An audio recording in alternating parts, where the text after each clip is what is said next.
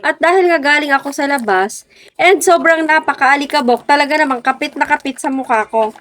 Pero, ang problema ko, tamad akong maghilamos dahil nga malamig ang panahon ngayon. At kahit hindi malamig ang panahon, tamad talaga ako maghilamos. Kaya naman, bumili na lang ako ng wipes para naman kahit papaano kapag galing ako sa labas or nag-travel ako kung saan saan, meron ako magagamit na ganito kahit nasa kwarto na ako.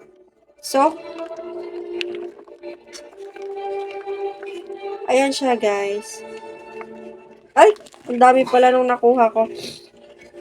So, ready na siya pampunas sa mukha. Ay, ang dami ko palang nakuha. Ayan.